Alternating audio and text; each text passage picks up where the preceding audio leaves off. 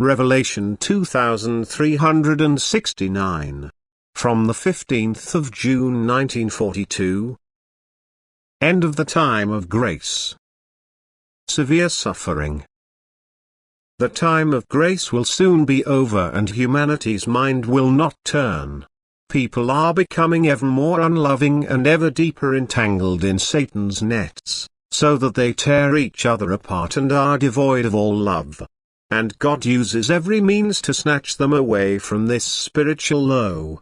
He takes their earthly possessions in order to detach them from matter, and he tries to induce them to think through all kinds of tribulations.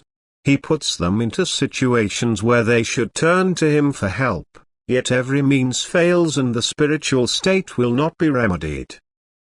And the time is no longer far away when God's rod of correction will strike people, for the time of grace is approaching its end.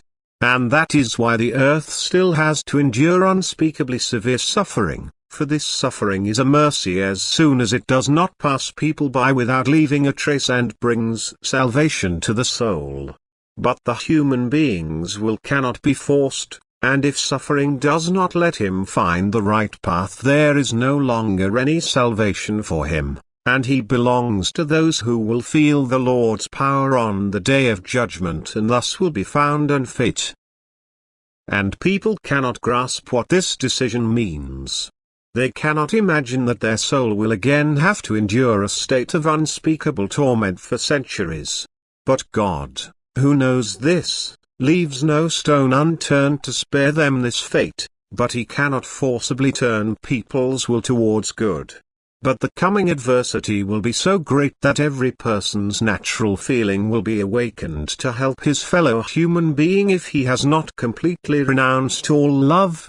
If he is still capable of love, even if only to the smallest degree, then he will awaken in the face of this adversity and also act lovingly.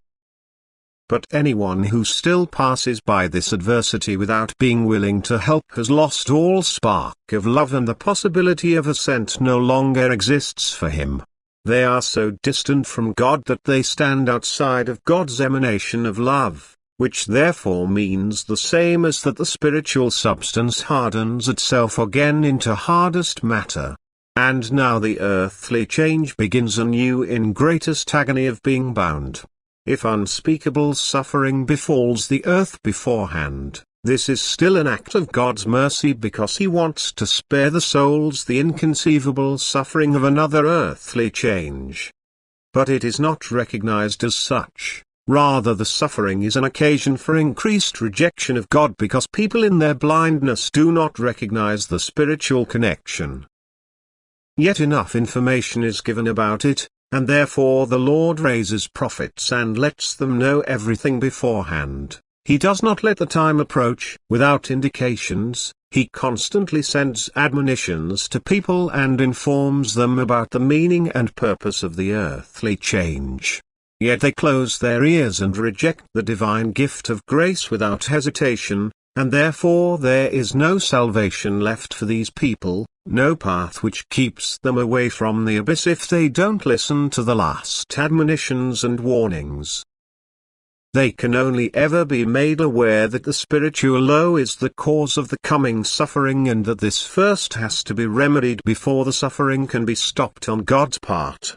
Anyone who remembers these admonitions and warnings when the last time of grace dawns, the time of the most painful life on earth, will be able to avert the worst from himself at the last hour through God's call. He will not belong to those who are condemned to endure a state of complete helplessness and unimaginable torments for eternities.